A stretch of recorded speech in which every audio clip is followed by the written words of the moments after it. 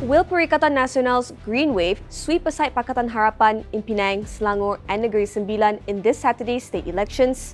As polling day draws closer, PN are favourites to retain the East Coast states of Kelantan and Terengganu, as well as Kedah, while hoping for a repeat of its fortunes in the last general election. What made the Green Wave a political phenomenon in the last general election was how UMNO crumbled and swept in the rural Malay seats, which has traditionally been a stronghold.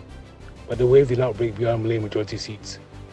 The term Green Wave was coined to describe the political rise of PN in GE15, where PAS won 43 seats in the Dewan Rakyat, the highest number by any single party, while its partner Bersatu won 25.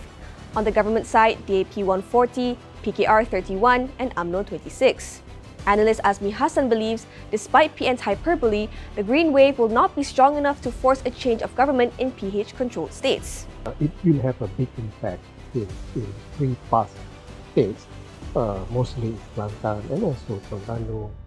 The probability that they will wipe out Barisan Nasional is quite high, and maybe in Kedah too, but not so much for Penang, Negeri Sembilan or Selangor. Another political analyst, O.E. Sun, believes that PN can at least prevent PHBN from winning a two-thirds majority in the West Coast. The forecast is based on the changing mindset of Malay voters, including those in Selangor, Penang and Negeri Sembilan. The unity government has been targeting the socio-economic concerns of these voters, whereas the real battle is in their religiously awakened minds. PAS and Bersatu have been hitting the campaign trail, brandishing their own version of political Islam to convince voters to reject Datuk Seri Anwar Ibrahim's unity government as one which is controlled by non-Malays. Although PN leaders have provided little evidence to back such claims, the impact of such rhetoric on voters cannot be undermined.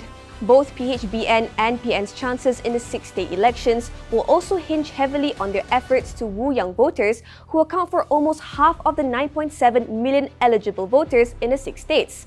But as previous elections showed, getting the support will not be a walk in the park. The young voters will play a critical role, but the question is, will they come out and vote? Natasha Bust, FMT News.